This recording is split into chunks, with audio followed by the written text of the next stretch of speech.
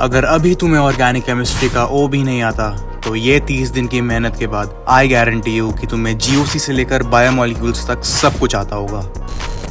भैया पीवाईक्यूज नहीं बन रहे, नेम रिएक्शंस रटी नहीं जा रही, कौन सी बुक लगानी चाहिए, इन सब का सॉल्यूशन देने वाला हूँ मैं आज इस वीडियो में तुम्हें। तो सीधा पॉइंट पे आते हैं। हर चैप्टर के लिए हम डिस्कस कर रहे होंगे क्या रिसोर्सेज चाहिए, कितने नंबर ऑफ डेज में वो पूरा हो जाना चाहिए और पढ़ने का सही तरीका, ये सब हम बात कर रहे होंगे। तो ये रहा तुम्हारा ऑर्गेनिक का पूरा सिलेबस।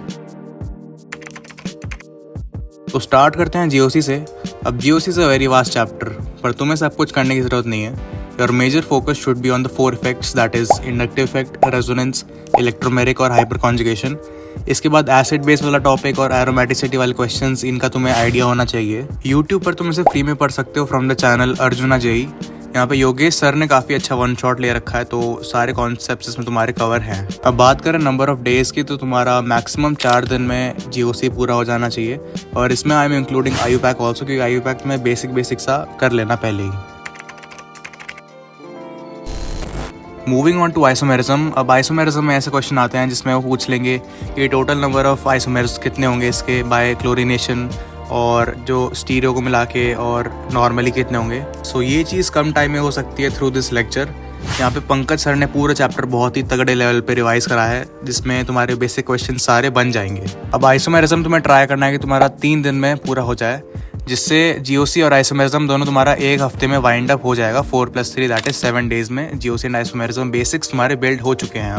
अब ये करने के बाद हाइड्रोकार्बन तुम्हें पहले नहीं करना है। उसका रीज़न ये है क्योंकि हाइड्रोकार्बन एक ऐसा चैप्टर है जो तुम्हारी पूरी ऑर्गेनिक केमिस्ट्री की रिएक्शंस रिवाइज करा देता है। तो जब हम आगे के 4 चैप्टर्स कर चुके होंगे, उसके बाद हम ऑर्गेनिक के हाइड्रोकार्बन पे आएंगे, जिससे हमारा मस्त लेवल पे रिविजन हो जाएगा। अब आते हैं ऑर्गेनिक के 4 मेन चैप्टर्स पर, हैलोएल्केन्स, अल्कोहल्स, एल्डिहाइड्स और हमारा अमाइंस। अब ये करते हुए तुम्हें एक चीज़ का ध्यान रखना है कि ये चारों चैप्टर्स तुम्हें एक ही टीचर से पढ़ना है, क्योंकि कोई टीचर कोई सी रिएक्शन किसी और चैप्टर में कराता है, कोई किसी और चैप्टर में कराता है। तो जिससे तुम्हारी कोई रिएक्शन मिस आउट ना हो जाए, इसलिए चारों चैप्टर्स एक ही टीचर से पढ़ना बेहतर होगा। तो बेसिकली इन चैप्टर्स का सीक्वेंस कैसा होता है, पहले होती है कुछ प्रिपरेशंस एंड प्रॉपर्टीज़, फिर उसमें कुछ मैकेनिज्म्स होते हैं, और फिर कुछ नेम रिएक्शंस होती हैं। तो सही तरीका क्या है कि जनरल प्रॉपर्टीज़ और मैकेनिज्म्स तुम्हें रटने नहीं है, समझ के करना है पूरा, तभी तुम्हारा रिटेन रहेगा। कोई डायरेक्ट क्वेश्चन आएगा वो तो तुम कर दोगे, पर अगर कोई कॉन्सेप्ट वाला क्वेश्चन आ गया तो वो तुम्हारे से नहीं हो पाएगा, इसलिए समझ के करना है इसे। और नेम रिएक्शंस के लिए you have to use simple tricks. For example, amines chapter के गैब्रियल थायलामाइड रिएक्शन में तुम ये निमोनिक बना सकते हो कि गब्बर को बेसमेंट में आरक्स के साथ पानी पिलाओ। इसमें गब्बर हमारा पहला मेन कंपाउंड हो गया जिस पर रिएक्शंस हो रही हैं, और RX and pani are the reagents that are used further. तो पूरा चैप्टर कंप्लीट करने के बाद एंड में शॉर्ट नोट्स ज़रूर बना लेना, तगड़े लेवल के, एंड टाइम पे बहुत काम आते हैं। यहाँ पे तुम मेरे शॉर्ट नोट्स देख सकते हो।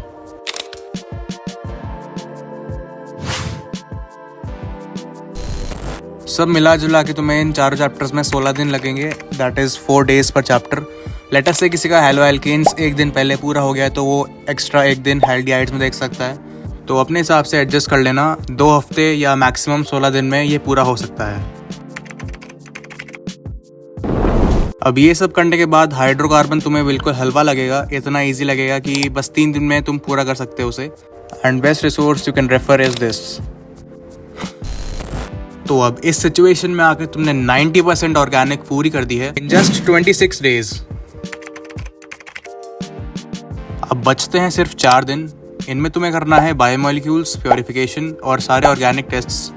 ये सारे रटने वाले चैप्टर्स हैं मेजरली, सिर्फ एनसीईआरटी रीडिंग और पीवाईक्यू से ईजिली हो सकते हैं। पर अगर स्टिल तुम्हें कुछ दिक्कत आती है तो तुम उसे सिंपली कॉन्साइज से पढ़ सकते हो। काफ़ी कम टाइम में इन्होंने दोनों चीज़ पढ़ा रखी है, एंड मैंने पर्सनली इसी रेफर करा था ड्यूरिंग माई प्रिपरेशन।